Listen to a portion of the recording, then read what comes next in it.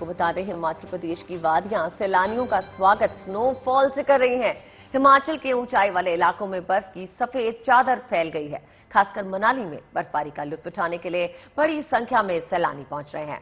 मनाली के अलग अलग इलाकों में पर्यटक मौज मस्ती करते दिखाई दिए। लाहौल स्पीति में भी रुक रुक कर बर्फबारी देखी गई, जबकि धर्मशाला और मैक्लोडगंज में पर्यटकों को अब भी हिमपात का इंतजार है।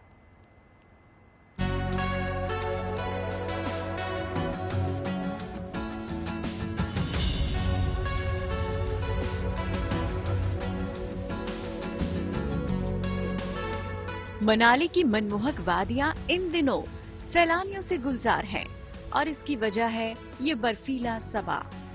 ऐसा लगता है कुदरत ने प्रकृति के इस कैनवस पर दिलकश आकृतियां उकेरी हैं। बड़े करीने से इसे सजाया है और उसमें सफेद रंग भर दिए हैं। चारों तरफ बिछी बर्फ की सफेद चादर ने मनाली की खूबसूरती में चार चांद लगा दिए हैं।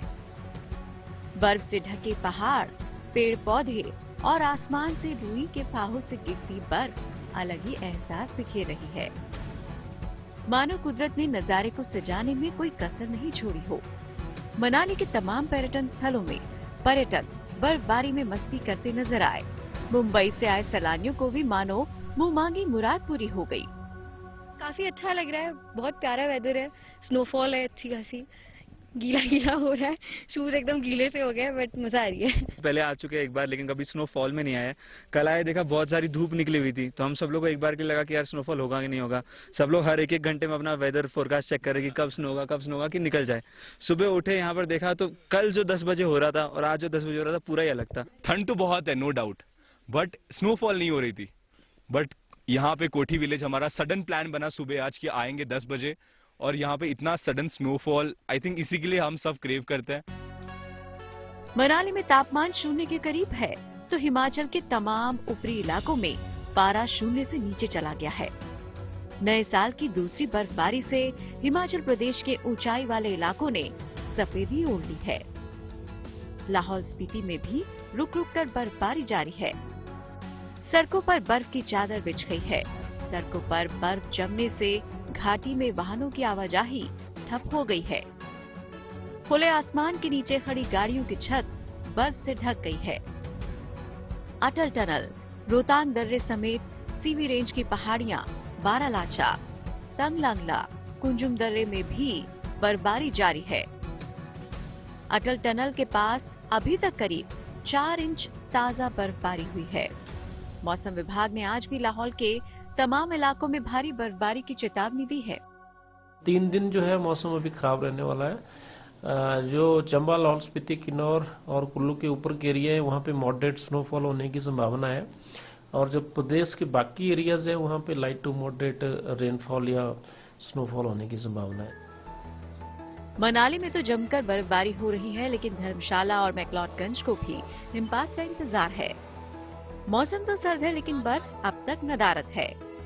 लोग घूम फिर रहे हैं, ठंडे मौसम का लुत्फ उठा रहे हैं, लेकिन टूरिज्म इंडस्ट्री से जुड़े लोगों के साथ साथ यहाँ पहुँच रहे सैलानी को भी बेसब्री से इंतजार है तो बस स्नोफॉल का।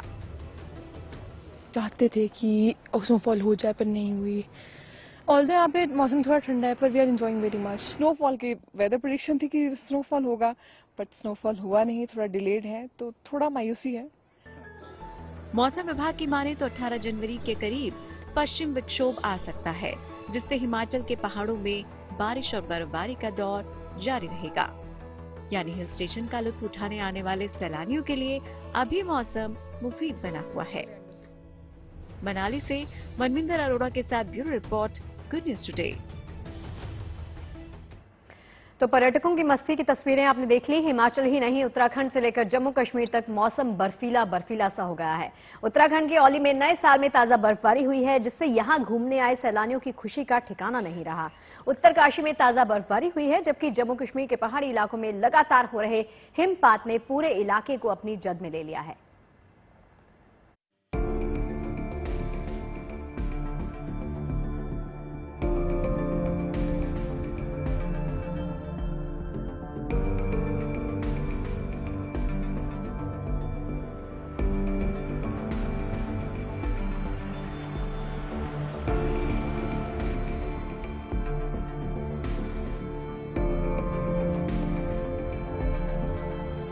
औली घूमने जाने वाले सैलानी जिस बर्फबारी का इंतजार पिछले साल से कर रहे थे, नए साल में उनकी मुराद पूरी हो गई।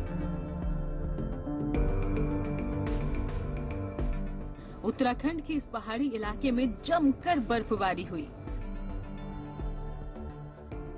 सड़क पर बर्फ, मकान की छत पर बर्फ, कार पर बर्फ,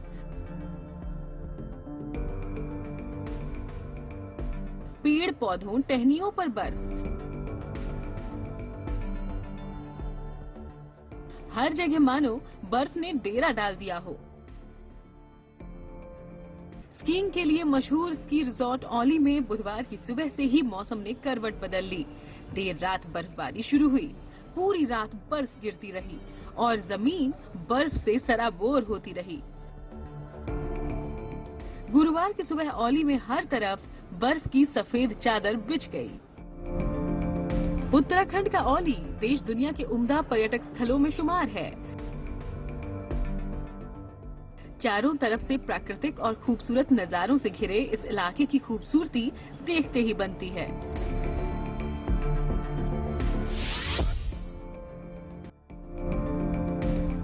खासकर सर्दी के मौसम में तो स्नोफॉल से नजारा बेहद ही मनमोहक हो उठता है।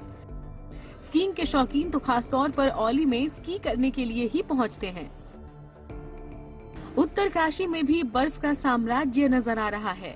बुधवार देर रात से गंगोत्री यमुनोत्री धाम में बर्फबारी शुरू हो गई और सुबह तक गंगोत्री मंदिर परिसर में करीब 3 इंच बर्फ पड़ चुकी है। ऐसा लग रहा है कि पूरे धाम का सफेदी से श्रृंगार हो गया हो। धराली और हर्षिल इलाके में भी बर्फबारी और बारिश का दौर शुरू हो चुका है। निचले इलाकों में हुई बारिश से स्थानीय लोगों ने राहत की सांस ली। पिछले 2 महीने से बारिश नहीं होने से काश्तकार खासे परेशान थे। औली ही नहीं, जम्मू कश्मीर के पहाड़ी इलाकों में भी मौसम का मिजाज पूरी तरह बदल चुका है। बुधवार से बर्फबारी का जो दौर शुरू हुआ वो आज भी जारी है। आसमान से गिर रही बर्फ ने पूरे इलाके को बर्फमय बना दिया है। जहां तक नजर जा रही है बर्फ ही बर्फ है। घरों की छत बर्फ से ढक गई है। सड़कों पर बर्फ की मोटी चादर बिछ गई है। आवागमन को सुचारू रूप से चलाने के लिए सड़कों से बर्फ हटाया जा रहा है। कश्मीर में स्नोफॉल से निपटने के लिए प्रशासन ने भी कमर कस ली है। कश्मीर का मैकेनिकल इंजीनियरिंग विभाग सड़कों से बर्फ हटाने के लिए उन्नत मशीनों का इस्तेमाल कर रहा है। हमने नई मशीन इस बार लाई है जिसका नाम है गुरु 715 है। ये नई मशीन आ गई है इस साल। 13 मशीनें हमारे डिस्ट्रिक्ट श्रीनगर के लिए आ गई है। 1 नवंबर से हमने इस बार मतलब कंट्रोल रूम स्टार्ट किया है, तो हम रेडी है। हमारी मशीनें, हमारा पूरा सेटअप रेडी है। हमारा फ्लीट है, जो भी है हमारा मतलब ऑपरेटर्स है, कंट्रोल रूम है, मशीनें, जो भी सेटअप है हमारा वो बिल्कुल 24 आवर्स रेडी है। कश्मीर के पहाड़ी इलाकों में हुई बर्फबारी के बाद श्रीनगर में घना कोहरा छा गया है। पारे में गिरावट के और बढ़ने की संभावना है। इसके साथ ही बर्फीले तूफानों की आशंका भी है, लिहाजा लोगों को सचेत किया जा रहा है। कश्मीर के पहाड़ी इलाकों में बुधवार से हो रही जबरदस्त बर्फबारी के बाद मौसम का मिजाज पूरे कश्मीर में एक बार फिर बदल गया है। हालांकि आने वाले 24 घंटों के दौरान भी इसी तरह की बर्फबारी का अनुमान जताया जा रहा है, क्योंकि वेस्टर्न डिस्टर्बेंस जो है वो फिलहाल जम्मू कश्मीर के मौसम के सिस्टम में दाखिल हुई है। दूसरी तरफ गुरुवार सुबह को एक बार फिर कश्मीर के मैदानी इलाके जो हैं वहाँ पर घना कोहरा था। यहाँ तक श्रीनगर शहर में भी कोहरा देखा गया इन बारिशों के बाद, और आने वाले दिनों में तापमान में और गिरावट आएगी, जो मेट डिपार्टमेंट का कहना है। पहाड़ी इलाकों में बर्फीले तूफानों को लेकर वार्निंग भी जारी कर दी गई है और लोगों से कहा गया है कि वो इन इलाकों में चलने फिरने से पहले थोड़ा सतर्कता बरतें, ताकि वो किसी तरह के बर्फीले तूफान से ना टकराएं। औली से कमल और उत्तरकाशी से ओमकार बहुगुणा के साथ श्रीनगर से अशरफ वानी, good news today. Jammu Kashmir के गांधरबल में अब से कुछ देर पहले बर्फीला तूफान आया। बर्फीले तूफान की तस्वीरें कैमरा में कैप्चर हुई। कई मीटर ऊंचे उठ रहे बर्फ के गुबार ने देखते ही देखते दूर दूर तक इलाके को अपनी चपेट में ले लिया। तस्वीरों को देखकर आप अंदाजा लगा सकते हैं तूफान कितना जबरदस्त है। पल भर में पूरा आसमान बर्फ के गुबार से ढक गया। हालांकि गनीमत यह रही कि इससे किसी किस्म के नुकसान की खबर नहीं है। ये तूफान गांधरबल जिले में बालटाल और सोनमर्ग के जोजिला इलाके में आया था। मौसम विभाग ने कश्मीर में पहले ही बर्फीले तूफान की आशंका जताई थी और कुछ खास इलाकों में लोगों से ना जाने की अपील की थी ताकि लोग किसी भी किस्म के नुकसान से बच सकें।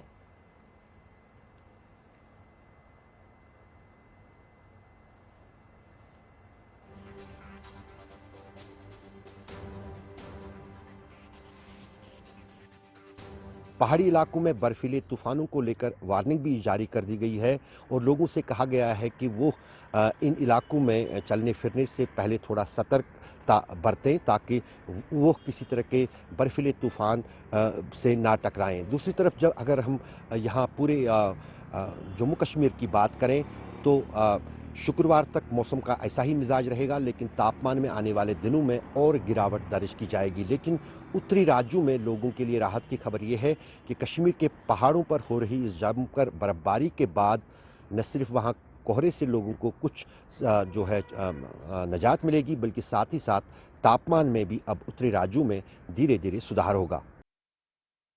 और चलिए मौसम के इस अपडेट के बाद अगली खबर का रुख कर लेते हैं। ग्रेटर नोएडा में देखिए इन दिनों गाड़ियों का मेला लगा है। आज ऑटो एक्सपो का दूसरा दिन है। कल से ये बिजनेस क्लास और 14 जनवरी से आम जनता के लिए खोल दिया जाएगा। आज दूसरे दिन मारुति सुजुकी ने अपनी कॉम्पैक्ट एसयूवी मारुति जिमिनी को लॉन्च किया। इस एसयूवी का लंबे वक्त से लोगों को इंतजार था। इसका मुकाबला महिंद्रा की थार और फोर्स मोटर्स की गुरखा के साथ होगा।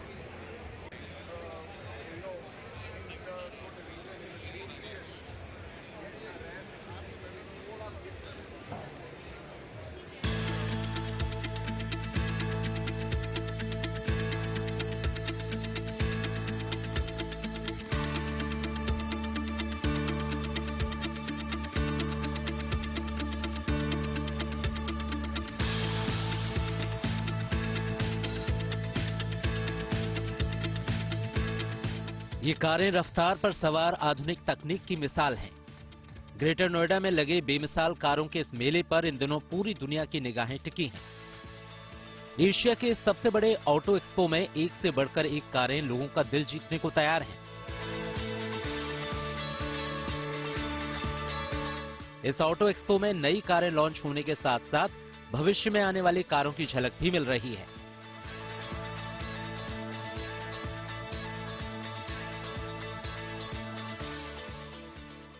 मारुति सुजुकी ने ऑटो एक्सपो में अपनी पहली ग्लोबल इलेक्ट्रिक व्हीकल EVX के कॉन्सेप्ट मॉडल को अनवील किया। कंपनी का दावा है कि सिंगल चार्ज में ये कार 550 किलोमीटर का सफर तय करेगी।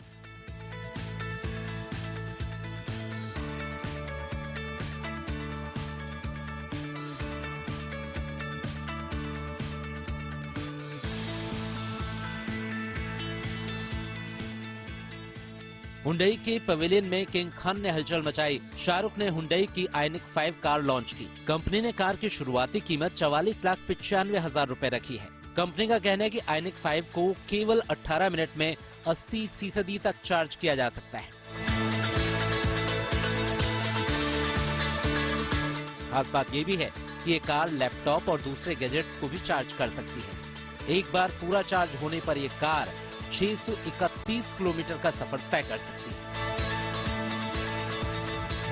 ऑटो एक्सपो में टाटा ने भी अपनी इलेक्ट्रिक एसयूवी की झलक दिखाई। टाटा सियरा ईवी का इंतजार काफी वक्त से किया जा रहा था। कंपनी को उम्मीद है कि ये एसयूवी इलेक्ट्रिक एसयूवी के बाजार में अपनी अलग पहचान बनाएगी।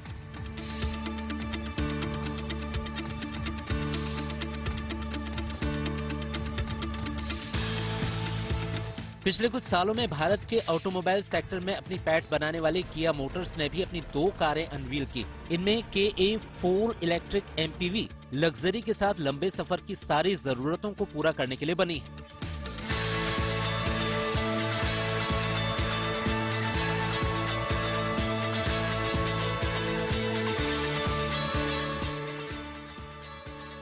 EV9 इलेक्ट्रिक कार का लुक भी बेहद जुदा है। MG ने भी इलेक्ट्रिक SUV MG5 को लॉन्च किया। सिंगल चार्ज में ये 525 किलोमीटर तक का सफर तय कर सकती है और आधुनिक तकनीक से सजी तमाम खूबियों से ये कार पूरी तरह लैस है।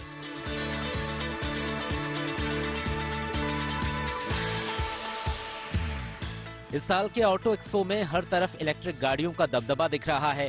सभी कंपनियां पेट्रोल डीजल के विकल्प की तरफ तेजी से बढ़ रही हैं। सिर्फ पैसेंजर कार्स ही नहीं, गुड्स ट्रांसपोर्ट की दुनिया में भी ईवी की दखल बढ़ती जा रही है। ग्रीव्स कॉटन ने इस ऑटो एक्सपो में इलेक्ट्रिक 3 व्हीलर और 2 व्हीलर समेत कुल 6 प्रोडक्ट्स लॉन्च किए। फिलहाल ऑटो एक्सपो में सिर्फ मीडिया की एंट्री है, लेकिन कल बिजनेस क्लास के लिए और फिर 14 जनवरी से गाड़ियों का मेला आम जनता के लिए भी खुल जाएगा। मनीष चौरसिया के साथ bureau report, good news today.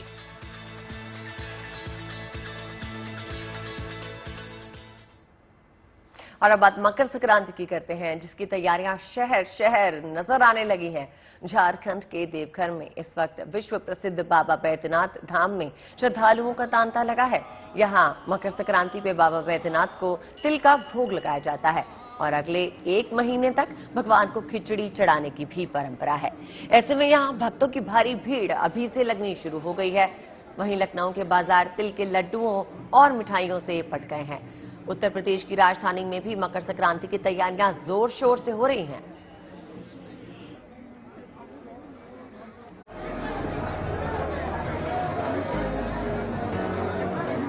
ये है झारखंड के देवघर में विश्व प्रसिद्ध बाबा बैद्यनाथ धाम, जहां श्रद्धालुओं का तांता लगा हुआ है। मकर संक्रांति से पहले ये रौनक यहां आम है। मंदिर में कहीं हवन हो रहा है तो कहीं श्रद्धालु आस्था के सैलाब में डूबे नजर आ रहे हैं। क्या बुजुर्ग और क्या महिलाएं, सभी एक बार बाबा के दर्शन कर लेना चाहते हैं। हम 120 लोग आए हैं। हम गंगा सागर के ट्रिप में आया, इधर झारखंड में बाबा का दर्शन करके यहाँ से गंगा सागर जाके वहाँ पे भी गंगा सागर करके पूरे लोगों को दर्शन करके फिर रिटर्न में हैदराबाद जाना है। मंदिर में उमड़ी श्रद्धालुओं की ये भीड़ बाबा बैद्यनाथ धाम में पूजा अर्चना करने पहुंची है। इसके बाद कई श्रद्धालु मकर संक्रांति पर पश्चिम बंगाल में गंगा सागर में स्नान करेंगे। इसका हिंदू धर्म में खास महत्व बताया गया है। भारत के आदमी यहाँ से ये लोग दर्शन पूजा करेंगे, फिर गंगा सागर में जाके संक्रांति के दिन स्नान वगैरह पूजा दर्शन करेंगे। सब तीर्थ बारंबार, गंगा सागर एकम्बर। झारखंड ही नहीं, उत्तर प्रदेश में भी मकर संक्रांति की तैयारियां चल रही है। मंदिर से लेकर मार्केट तक हर जगह अपने अपने तरीके से इंतजाम किए गए हैं। लखनऊ की दुकानों में गजक और रेवड़ी की कई वैरायटी रखी गई है। सबसे ज्यादा मुंह मीठा कराने के लिए जिस चीज की जरूरत होती है, जो चीज लोग सबसे ज्यादा पसंद करते हैं, वो है तिल की और गुड़ की चीजें। रेवड़ी है या चिक्की है या गजक है अगर हम कहें तो। और यहाँ पर हम देख रहे हैं कि मार्केट में ये पूरी तरह से सज गई हैं। अलग अलग तरह की, अलग अलग फ्लेवर की भी हैं। वहीं लोग भी बड़ी संख्या में दुकानों और मॉल का रुख कर रहे हैं, ताकि मकर संक्रांति पर तिल की चीजें घर में ले जाकर पूजा में इस्तेमाल की जा सके, फिर इन्हें प्रसाद के तौर पर ग्रहण भी करें। तिल का और मूंगफली का ये दोनों खरीदती हूँ, बच्चों को बहुत पसंद है और हम एक दूसरे को पर्व पे देते भी हैं उपहार में। और इसका बहुत अच्छे से सब लोग सेवन करते हैं। ठंडियों में खाना चाहिए, सेहत के लिए बहुत अच्छा भी होता है। तो मुझे लगता है तो ये हम लोग इसका दान भी करते हैं। एक्चुअली हम लोग दान भी करते हैं, इसको खाते भी हैं। और यहाँ तो इतनी सारी वैरायटी एक जगह पर है ना, सबसे अच्छी चीज मुझे यहाँ पर ये लगी। इतना ही नहीं, ग्राहकों को मकर संक्रांति के मौके पर स्पेशल डिस्काउंट भी दिया जा रहा है, ताकि अच्छी खासी संख्या में लोग दुकानों की ओर खींचे आ सकें। Bureau report, good news today. देखिए, नए साल के जश्न के ठीक बाद इंतजार होता है लोहड़ी और मकर संक्रांति का। खास तौर पर पंजाब समेत उत्तर भारत के तमाम हिस्सों में इसका अलग ही खास महत्व है। लोहड़ी शुक्रवार और मकर संक्रांति है शनिवार को। इस दौरान बात गिद्धों की हो या फिर पतंगबाजी की, इसका रोमांच अलग ही रूप में आपको दिखाई देगा। रोमांच की शुरुआत हो गई है, देखिए उसके लिए हमारी ये खास रिपोर्ट।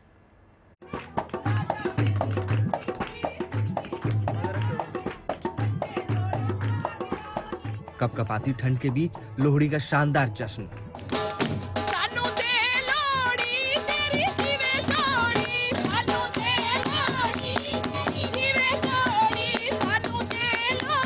ढोल की थाप पर थिरकती महिलाएं।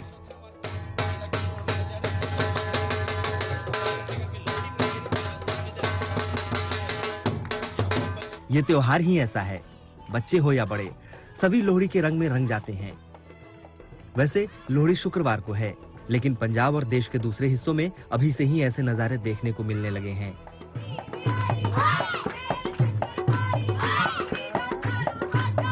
त्योहार का खास महत्व है। पंजाब में लोहड़ी वाले दिन सुबह आसमान में पतंगबाजी की जाती है और रात को लोहड़ी जलाकर सेलिब्रेशन की जाती है। सो आप देख सकते हैं कि पंजाबी मुटियारें इस समय किस हिसाब से लोहड़ी क्या त्योहार मना रही है। सो पंजाबी बोलियां आप भी सुनिए और देखिए पंजाब में लोहड़ी किस तरह मनाई जाती है। लोहड़ी के अगले दिन मकर संक्रांति मनाई जाती है। इस दौरान पतंगबाजी का भी अपना मजा है। अमृतसर में भी युवाओं ने इसके लिए खास तैयारी की है। मसलन पतंगबाजी के समय पेच कैसे लड़ाने हैं, इसकी भी तकनीक होती है, क्योंकि जीत हर कोई चाहता है। धागे की डोर का ये एक तो नुकसान नहीं है इसका कोई, और बच्चे उड़ाएं बड़े उड़ाएं, इसकी एक सेहत भी ठीक रहती है और हाथ भी ठीक रहते हैं। और इसका बहुत अच्छा कल्चर है हमारे। लोहड़ी वाले दिन हम दिन को पतंगबाजी सेलिब्रेट करते हैं, रात को अपने घर में जो आग वगैरह जलाकर भुग्गा जिसको बोला जाता है वो जगा के हम सेलिब्रेट परिवार के साथ करते हैं। अमृतसर का रहने वाला कहीं भी हो, बट इस त्योहार पे वो अमृतसर में जरूर आएगा पतंगबाजी करने के। बात पतंग की हो रही है तो इन रंग बिरंगी पतंगों का भी अपना रोमांच है। प्रधानमंत्री मोदी की तस्वीर वाली ये पतंगे यूपी के अयोध्या में नजर आई, जिनकी काफी डिमांड है। Bureau report, good news today. Prayagraj में माघ मेला चल रहा है। मकर संक्रांति के मौके पे बड़े स्नान की तारीख नजदीक आ रही है। ऐसे में यहां के चर्चित वेणी माधव मंदिर में श्रद्धालुओं की भीड़ जुटने लगी है। इस मंदिर का माघ मेले से खास जुड़ाव है। क्या है इस मंदिर और माघ मेले की कहानी, देखिए इस रिपोर्ट में।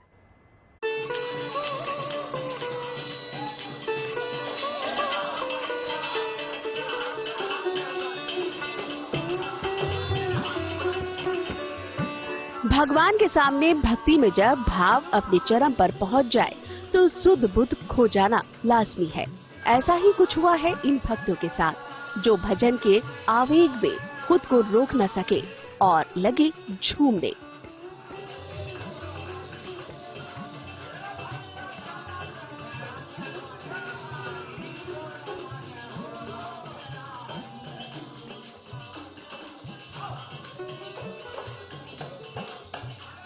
तस्वीरें प्रयागराज के वेणी माधव मंदिर की है, जिन्हें नगर देवता का दर्जा हासिल है और इन्हें माघ मेले का रक्षक माना जाता है।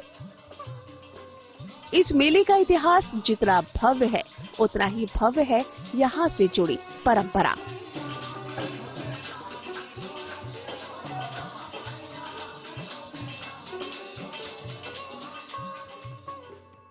असल में माघ मेले में लाखों कल्पवासी आते हैं, जो पूरे एक महीने व्रत, नियम और संकल्प के साथ कल्पवास करते हैं। कहा जाता है कि इन कल्पवासियों को एक महीने बाद जब उनके कल्पवास का वक्त पूरा होता है तो वेणी माधव का दर्शन करना होता है। बिना वेणी माधव दर्शन कल्पवास अधूरा माना जाता है, जिसका जिक्र तुलसीदास ने रामचरितमानस में भी किया है।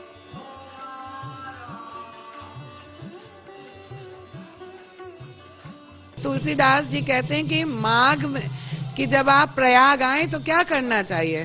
तो अगर आप माघ के महीने में प्रयाग आते हैं तो आपको त्रिवेणी में स्नान करना है, सादर मज्जई सकल त्रिवेणी, और उसके बाद माधव जी का पूजन करना है, तभी संपूर्ण पुण्य की प्राप्ति होगी। माघ मेले में देश भर से श्रद्धालु आते हैं। माघ मेले में शिरकत करने के साथ ही ये श्रद्धालु जहाँ जाते हैं भजन और सत्संग से पीछे नहीं रहते।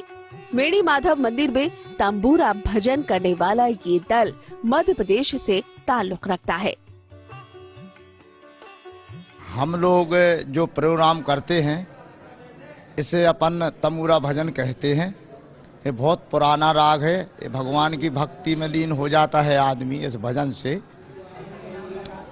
इस भजन में अपन हर चीज गा सकते हैं। भगवान का भजन है जो कबीर साहब का और माधव जी सरकार का, और भी अपन जो भजन गाते हैं इसमें हर चीज मिलती है। मान्यता है कि सृष्टि का पहला यज्ञ प्रयागराज में ही किया गया, जिसमें सभी योनियां शामिल हुई। इन सभी की रक्षा के लिए ब्रह्मा जी ने विष्णु जी से प्रार्थना की, जिसके बाद विष्णु जी स्वयं माधव रूप में स्थापित हो गए। इसीलिए यहाँ 12 माधव है, जिनकी यात्रा साल में एक बार निकाली जाती है और इसी परंपरा के तहत माघ मेले की शुरुआत में वेणी माधव को भ्रमण करवाया जाता है।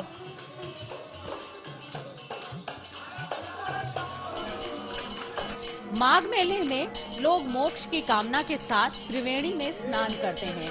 कल्पवासी जन्म मरण के चक्र से मुक्ति के लिए कल्पवास करते हैं, पर माघ मेले की रक्षा करते हैं स्वयं वेणी माधव, जो साल भर तो अपने स्थान पर विराजते हैं, लेकिन माघ मेले के दौरान मेला क्षेत्र का भ्रमण करते रहते हैं। भक्त और उनके आराध्य का ये अटूट संबंध सदियों से जारी है। वीडियो जर्नलिस्ट संदीप दुबे के साथ शिल्पी सेन, प्रयागराज। बात कर लेते हैं एक ऐसे अस्पताल की। देखिए, अस्पताल ऐसा कि कहीं ना लगे, मनुष्यों के लिए अस्पताल हो। जी हाँ, हम बात कर रहे हैं आगरमालवा जिले के पशु चिकित्सालय की, जिसकी चर्चा आज चारों तरफ की जा रही है। क्या है इसकी खासियत, आपको बताते हैं इस रिपोर्ट के जरिए।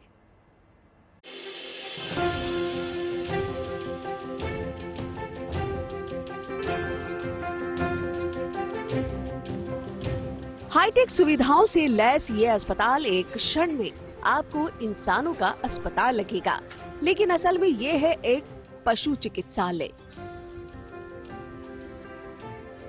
एक्सरे कक्ष, सोनोग्राफी कक्ष, ओपीडी समेत तमाम सुविधाओं से युक्त आगरमालवा जिले के इस अस्पताल में जानवरों का उचित इलाज किया जाता है। चिकित्सा के लिए लाए गए पशुओं का पहले बाकायदा वजन किया जाता है, तापमान मापा जाता है और फिर शुरू होता है इनका इलाज। जरूरत हुई तो एक्सरे भी होता है और अगर ऑपरेशन की जरूरत हो तो सर्जरी के लिए ऑपरेशन थिएटर भी तैयार है। सबसे पहले हमारे पास पशुपालक आता है, वो अपनी समस्या बताता है। समस्या बताने के बाद हम उसको डिसाइड करते हैं कि क्या क्या हमें उसकी डायग्नोसिस करनी है, और उसके आधार पर हम लोग उसका ब्लड सैंपल या एक्सरे या सोनोग्राफी जो भी डिसाइड करना होता है, उसके आधार पर हम लोग आगे की प्रक्रिया करते हैं। न सिर्फ यहाँ पशुओं का अच्छा इलाज किया जाता है, बल्कि अस्पताल की स्वच्छता का भी पूरा ध्यान रखा जाता है। अस्पताल से निकलने वाले कचरे के लिए बाकायदा काला, सफेद, नीला, पीला और लाल डस्टबिन रखा हुआ है। इलाज की ऐसी शानदार सुविधा की वजह से यहाँ आगरमालवा ही नहीं बल्कि आसपास के जिलों और राज्यों से भी लोग अपने पशुओं का इलाज कराने आते हैं। बड़ी बात ये है कि पशुओं का इलाज यहाँ बेहद कम कीमत पर होता है। जो जिला पशु चिकित्सालय है, माने संभाग नहीं, प्रदेश स्तर का स्तरीय जो है उच्च स्तरीय हमारा संस्थान है ये। इसमें जो है उन्नत तकनीकों का इस्तेमाल करके हम जो है पशुओं को पशु लाभ देते हैं। तमाम उच्च तकनीकी सुविधाओं से लैस पशुओं के इस अस्पताल की चर्चा दूर दराज तक भी हो रही है। आखिर वो भी क्यों ना, बेज़बानों के लिए बनाया गया यह अस्पताल किसी मिसाल से कम नहीं है। यहाँ जो अटेंडर हैं जो अपने पशुओं को लेकर आते हैं, वो यहाँ के इलाज से काफी खुश दिखाई देते हैं।